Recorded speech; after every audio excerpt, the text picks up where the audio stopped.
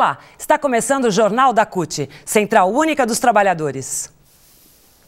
As mudanças na caderneta de poupança e as medidas anunciadas pelo governo para a recuperação da indústria foram as principais pautas da reunião da Executiva Nacional da CUT, realizada em São Paulo na semana passada.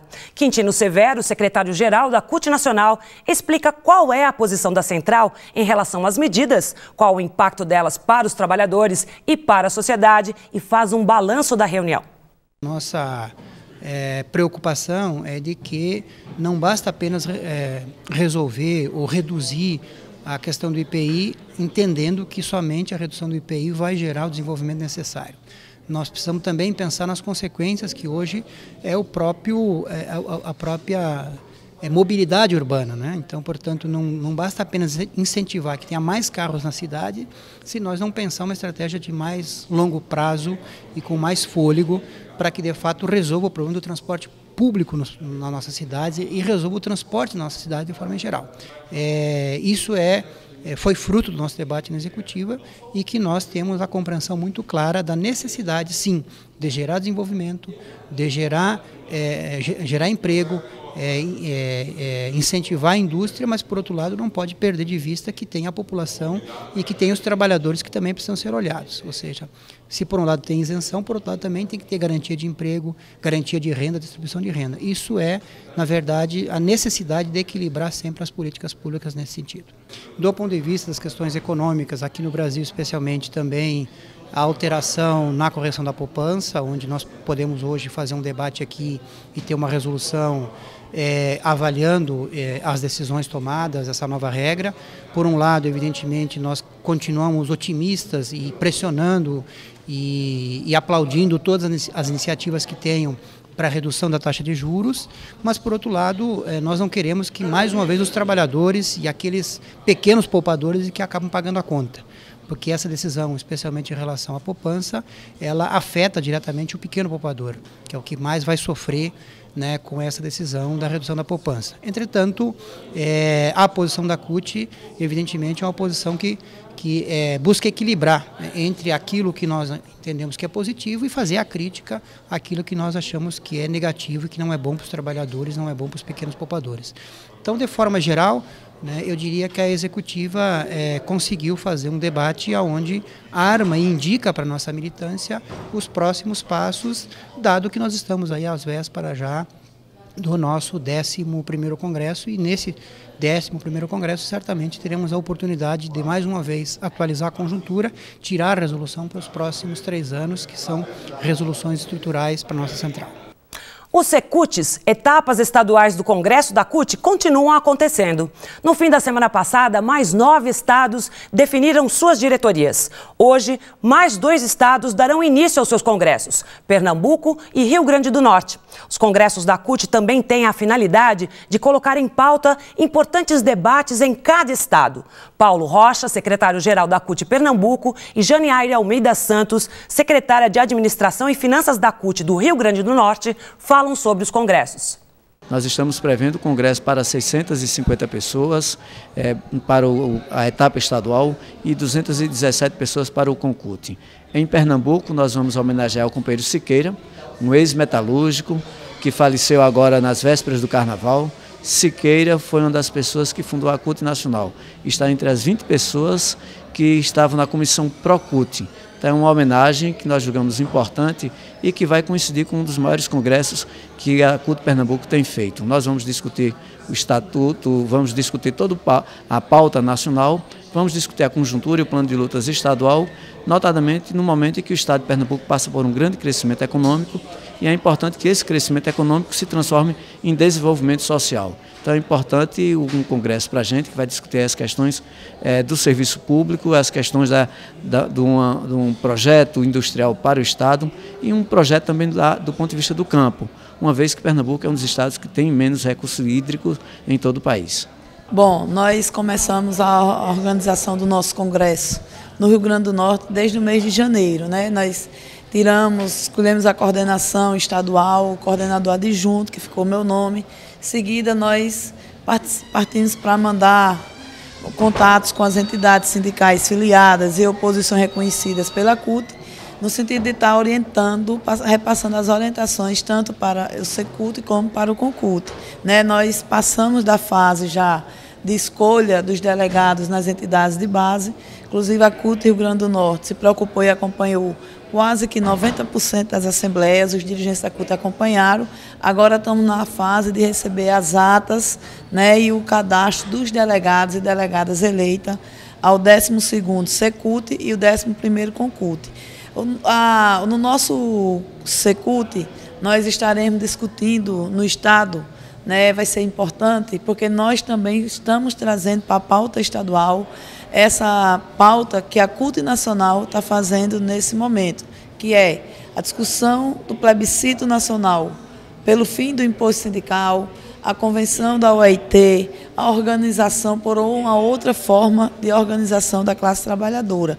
Além disso, ele passa no momento em que os servidores públicos começam a se reorganizar dentro da CUT.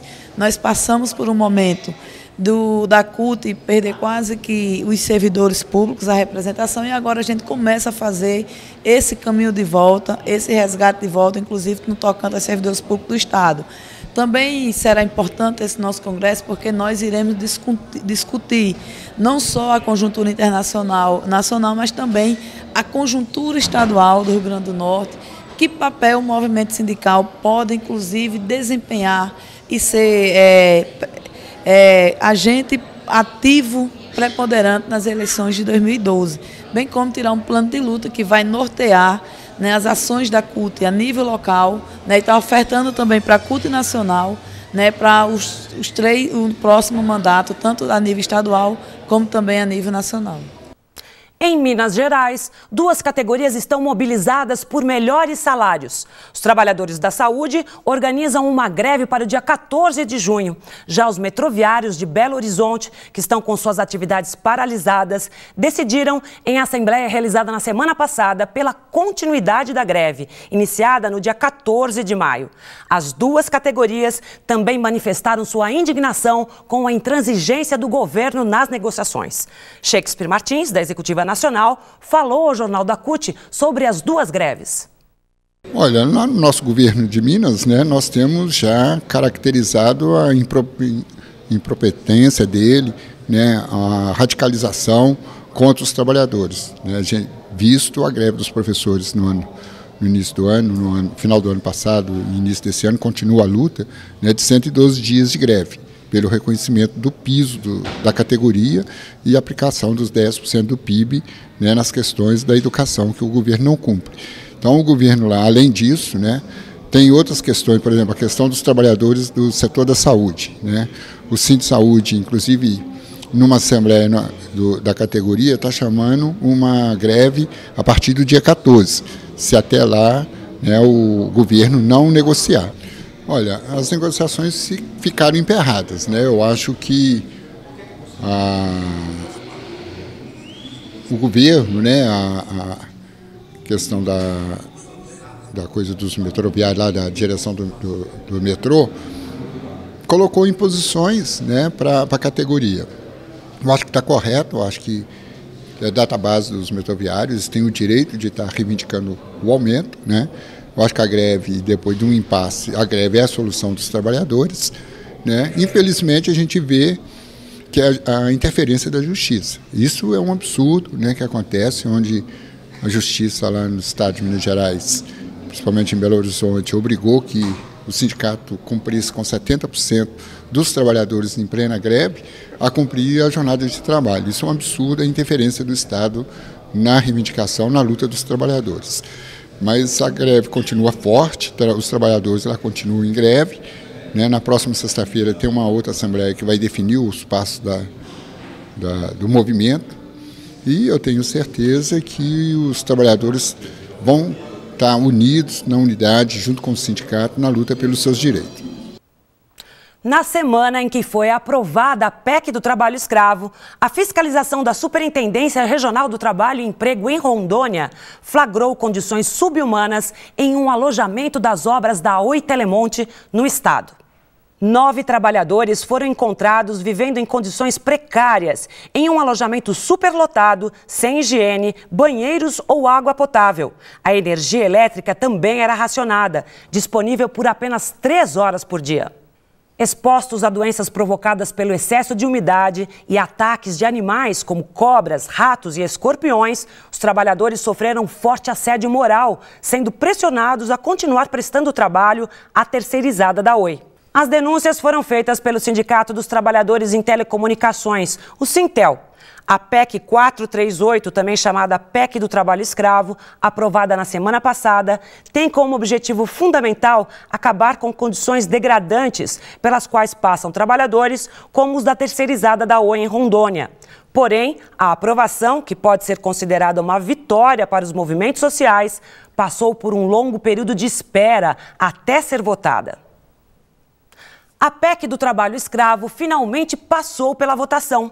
Após 11 anos, pode-se considerar a aprovação uma vitória. O Jornal da CUT conversou com Carmen Foro e Expedito Solaney, dirigentes da CUT, sobre este importante passo em defesa dos trabalhadores contra a opressão de latifundiários.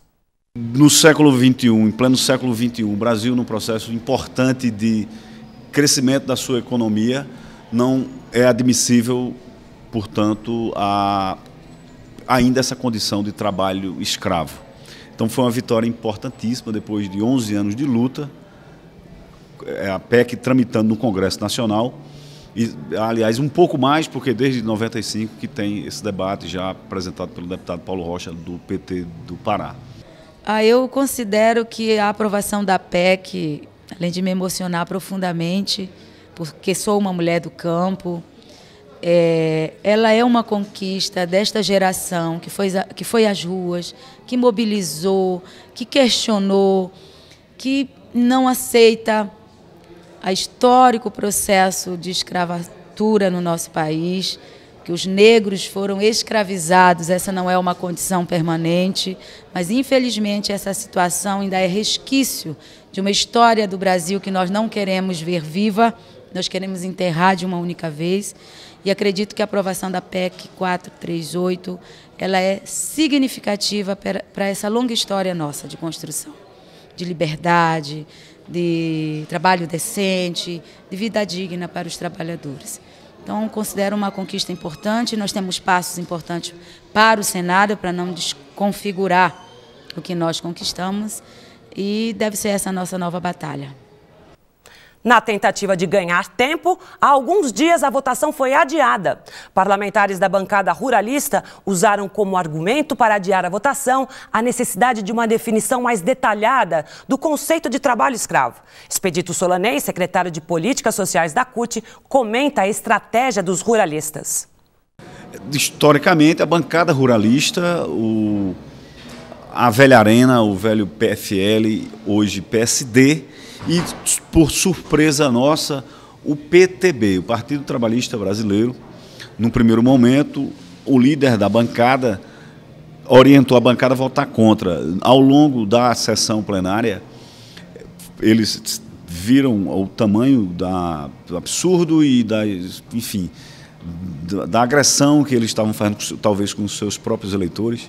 Eles mudaram o voto de bancada, mas ainda assim 29 deputados votaram contra. Nós estamos fazendo um levantamento de todos os partidos, a maioria, partidos de direita, do PSD, do PFL, do DEM, hoje, né, do PTB também, que acompanhou de alguma forma parte deles, e 25 se abstiveram, ou seja, um número razoável para uma PEC que tem a ver com um sentimento da sociedade brasileira, com a inadmissibilidade de ainda ter trabalho escravo no Brasil. Então foram 54 deputados que se posicionaram contra a PEC do trabalho escravo, considerando as abstenções e os votos contra mesmo. Os próximos passos da PEC são de extrema importância e a Central Única dos Trabalhadores vai acompanhar as próximas etapas. E o presidente da CPI do Trabalho Escravo, o deputado Cláudio Pucci, do PT do Pará, afirmou na última quinta-feira que a comissão pode contribuir no processo expropriatório determinado pela PEC 438, no que se refere à estruturação do Estado, na melhoria das condições de fiscalização do trabalho e no planejamento e desenvolvimento de ações que coíbam o trabalho escravo. Começou ontem o segundo Fórum Mundial de Educação Profissional e Tecnológica. O evento, que acontece até o dia 31 de maio em Florianópolis, visa promover um amplo debate sobre o papel da educação profissional e tecnológica frente aos desafios de um processo de desenvolvimento econômico e social. Participam do evento renomados pesquisadores e estudiosos no campo do trabalho e da educação de vários países da América Latina, Europa e Estados Unidos, além de representantes de movimentos sociais e dirigentes da CUT e da CSA, Central Sindical dos Trabalhadores das Américas. E o Jornal da CUT fica por aqui. Até a nossa próxima edição.